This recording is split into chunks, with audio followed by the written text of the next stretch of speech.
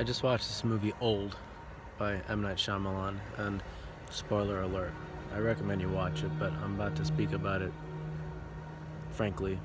So if you want to watch it, stop watching this, watch it later. But for somebody who has seen it or doesn't mind it being spoiled, basically a bunch of people end up on an island, and they age like 1 year and 30 minutes, and it's all orchestrated by some pharmaceutical company that's testing drugs on people to do it rapidly to see the effects of these drugs. But what happens within the context of this island is that the people can't escape and they go insane. Half of them end up killing each other, the other half end up dying one way or the other.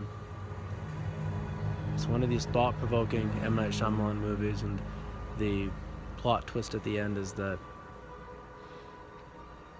there's a pharma company out in the real world orchestrating this whole thing, but it just reminds me of the ego.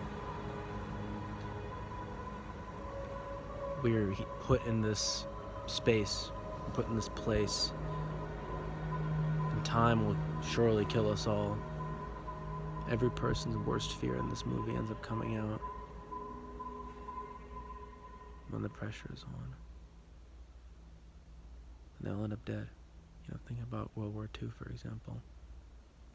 Maybe a quarter of all Europe died in World War II. There's a lot of pressure, a lot of people attacked each other, then people defended themselves, did counterattacks.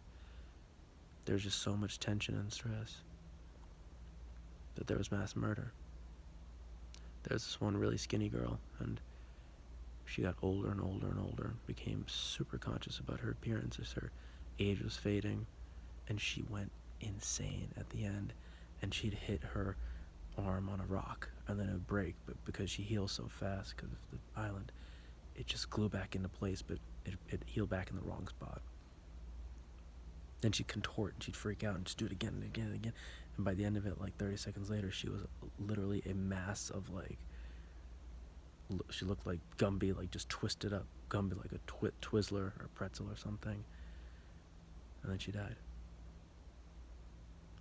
I don't know if macabre is the right term for this, but this movie is fairly morbid. It's like Lord of the Flies almost, or Lost, except Lost is more optimistic.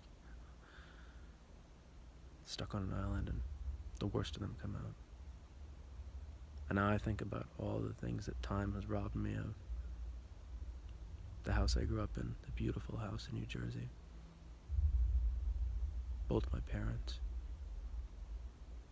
and my grandma within the last 6 years. 6 years ago, they were all alive. How much time is taken from me. How I am getting old.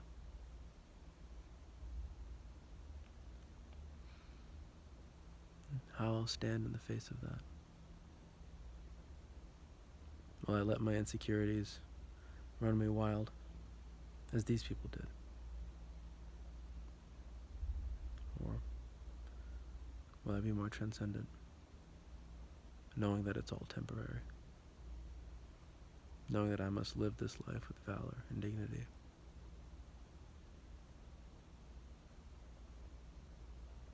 When it's so easy to just fall into depravity. What does the ego do to people? The collective ego, the larger ego force. The fear of time, the fear of death. This movie is profoundly creepy at times. But so is life.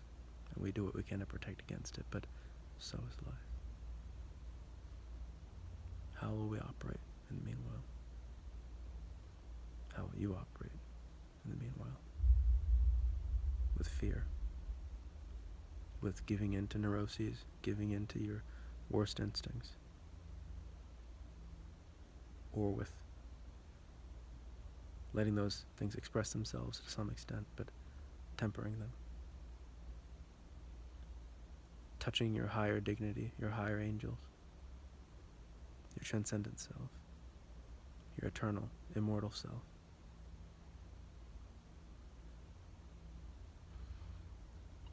M. Night Shyamalan makes a lot of good movies. His best were The Sixth Sense and Signs. Then I liked The Village. The Village came out, a lot of people didn't like it. He made a movie called Unbreakable 2 with Bruce Willis and Samuel Jackson. They're extremely thought-provoking. They're all profound. Then he made a lot of movies. He's made a lot. I didn't even know he's still making movies because they're not that good anymore. Not as good. But, oh man, I wouldn't even say this was necessarily good as such, but it was worth watching. It was thought-provoking. It was an exploration of consciousness. So, that's what I have to say about that. Hope you enjoyed it.